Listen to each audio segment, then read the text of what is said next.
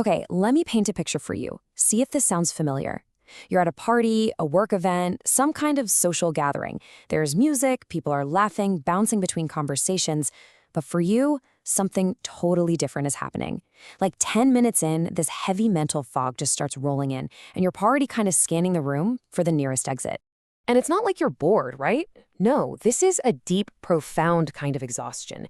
It seriously feels like you've just run a marathon, both physically and mentally. If that feeling hits close to home, then stick around, because we're about to break down exactly what is going on inside your head. For years, you've probably been slapped with all sorts of labels. People might have called you antisocial, maybe even low energy. And of course, the classic go-to, you're just shy. But what psychology is starting to show us is that these labels, they don't even begin to scratch the surface of what's really happening. So let's just reframe this whole thing. What looks like being antisocial is actually you being selectively social. You're just really careful with your energy. What seems like low energy? Well, that's actually the result of a high-performance brain working overtime. And being shy? So often, that's just the outward sign of a deep thinker who is busy at work. And here is the crucial point. Your brain isn't broken. It's not failing. It's way more like a supercomputer that's processing this massive amount of data that most people around you are just completely ignoring. While they're playing checkers, your mind is running these incredibly complex simulations on every tiny detail. So, it's time to give this experience a real name. This isn't some kind of social flaw. It's a very distinct neurological trait. And just understanding it, that's the very first step to actually harnessing its power. The term is high sensory intelligence, and it's rooted in something psychologists call high neural sensitivity. All this means is that your brain doesn't just skim the surface of information like most people's do. Nope, it dives deep, processing everything way more thoroughly, way more intensely than the average brain. So, what does this deep processing actually look like in a simple conversation? Well, you're not just hearing words. You're analyzing the pauses between them. You're picking up on that tiny, subtle clench in someone's jaw that tells you they're faking a smile. You're constantly running internal rehearsals of what you're going to say and how it's going to land. And this just nails the feeling perfectly. For you, a simple 10-minute chat about the weather isn't simple at all. For your high-performance brain, it's like downloading and processing gigabytes of super complex sensory and emotional data all in real time. Of course it's exhausting. You know, this all leads to that incredible feeling of relief when you finally get home and shut the door. Now, society might label this as hiding away, but we're going to reframe that right now.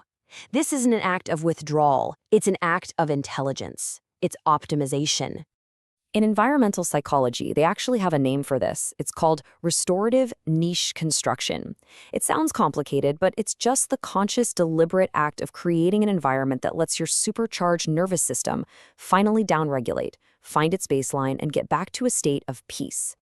Your home becomes your sanctuary, your personal lab. Why?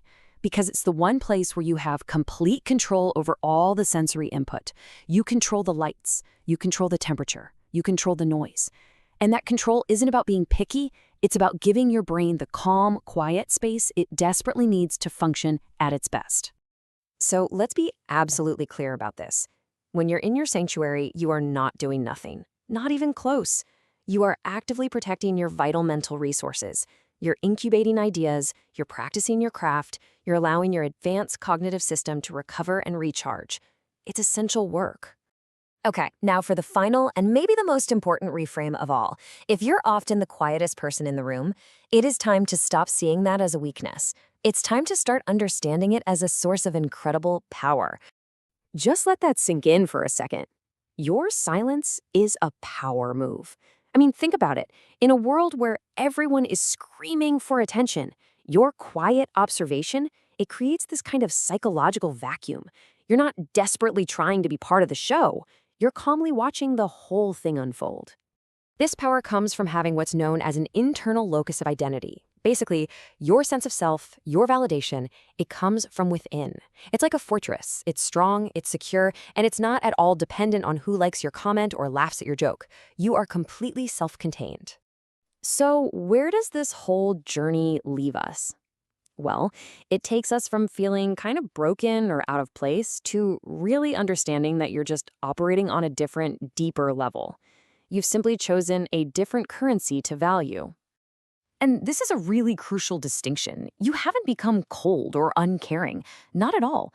You've just gained this incredible clarity about what drains you and that actually energizes you. You've just stopped trying to earn a spot in circles that cost you way more than they're worth. And in doing that, you're preserving these capabilities that are becoming incredibly rare in a world that's just addicted to noise and distraction. We're talking about things like depth of thought, real discipline to focus, true autonomy, and the wisdom to know that peace, well, peace is the highest currency of all. So I'll just leave you with this question to chew on. What if your need to retreat, to find quiet, to seek peace, what if it's not some flaw you need to fix? What if it's not an escape from the world, but the ultimate strategic advantage within it?